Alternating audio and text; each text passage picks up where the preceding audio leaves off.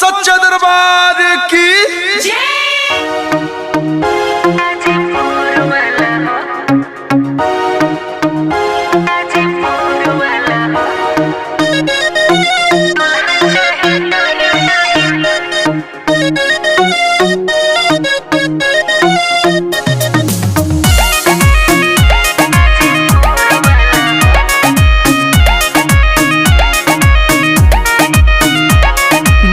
कही बारजी माई मान ले तो बात हम पूजब चरनिया माई तोहर दिन रात है माई सुना। बस एक कही बारजी माई मान ले तो बात हम पूजब चरनिया माई तोहर दिन रात। गोर चाहे सांवर चाहे दिहा कल हो हमकी दुल्हा चाहे माई गाजीपुर वाला हो हमके दुल्हा चाही माई गाजीपुर वाला हो।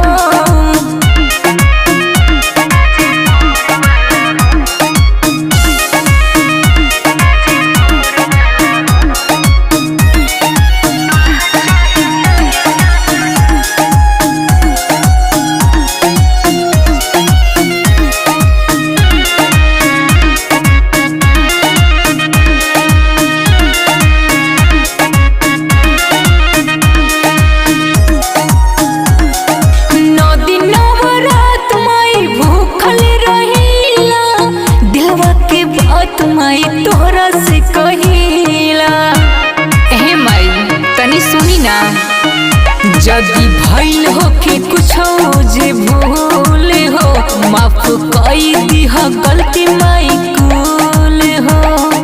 दिल से शरीफ होके भोला भोला हो हमके दुल्हा चाही माई गाजीपुर वाला हो हमके दुल्हा चाही माई गाजीपुर वाला हो।